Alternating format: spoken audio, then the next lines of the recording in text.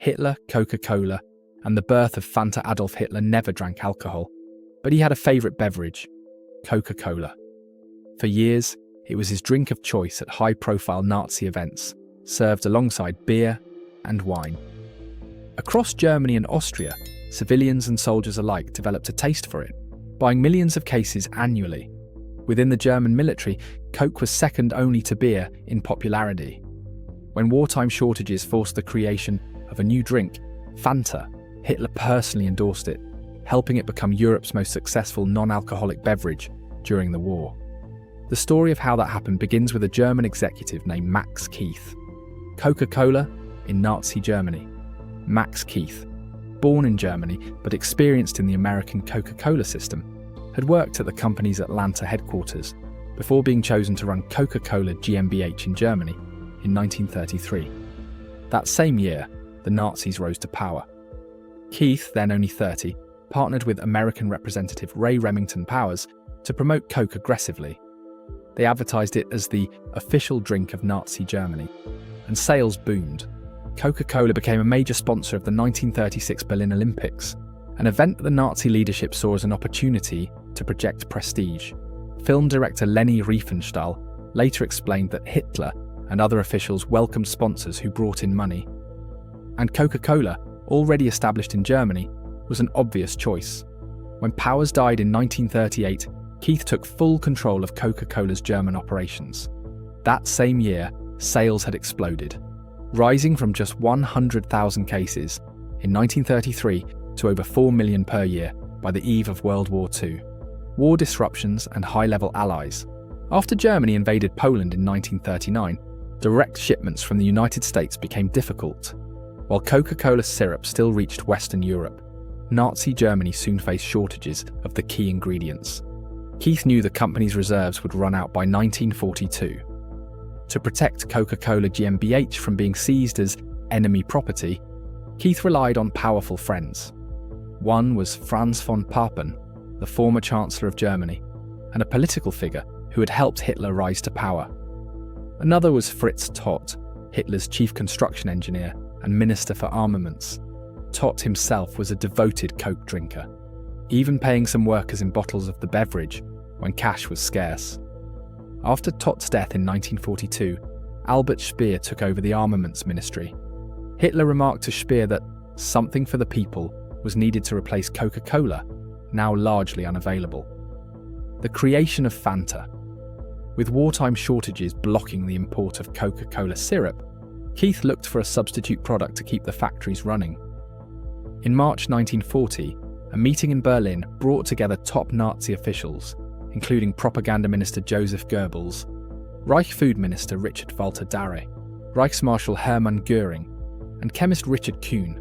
Their conclusion: the plant should remain in operation, producing a new drink from ingredients available inside Germany.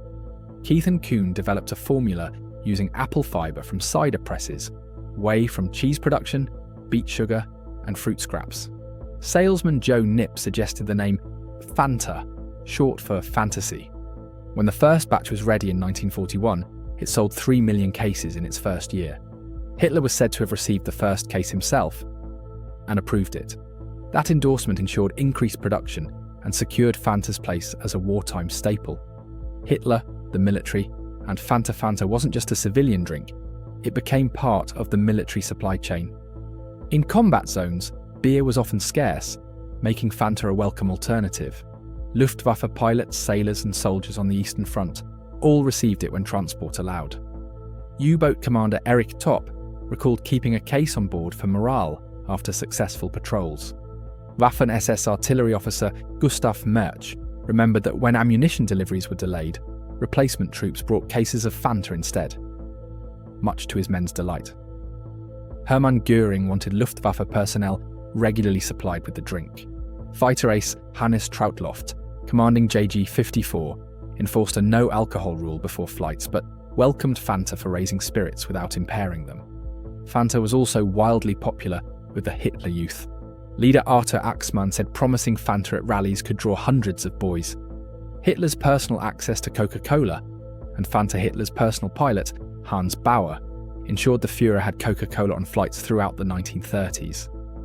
When Coke was no longer available, Bauer began carrying bottles of Fanta for him. Eva Braun reportedly kept her own case as well. Even in the war's final months, Hitler's link to Fanta remained. The drink was one of the few luxury products exempt from wartime rationing, and high-ranking Nazis ensured its continued production. The end of wartime Fanta. By 1945, Germany was collapsing, but Keith was still producing Fanta in a bomb-damaged factory with no roof. When American forces entered Berlin, they found him there still at work. The original wartime Fanta ended with the Nazi defeat. Keith faced investigation for using slave labour, but his workers testified that he treated them well and ensured they were fed, protecting them from harsher assignments. He avoided prosecution and was praised by Coca-Cola's US leadership for preserving the company's German operations. Post-war revival and global spread. After the war, Coca-Cola regained control of its German subsidiary, the Fanta formula, and the profits earned during the conflict. Production of the original Fanta stopped in 1949, but in 1955, an Italian Coca-Cola plant in Naples developed a new orange-based recipe. This version, closer to the Fanta we know today, spread rapidly across Europe and into tropical markets in Africa and South America.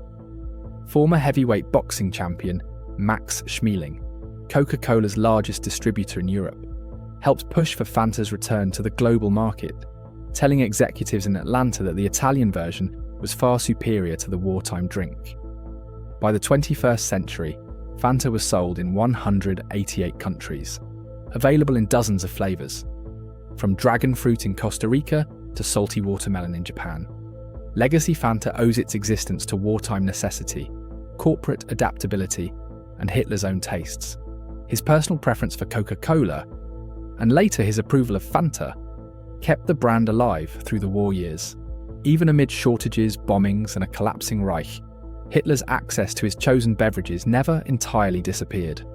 Today, Fanta's colourful modern image hides a complicated past, one that began in Nazi Germany, under the gaze of a leader who never drank alcohol but made sure he always had a bottle of Coke, and later Fanta, close at hand.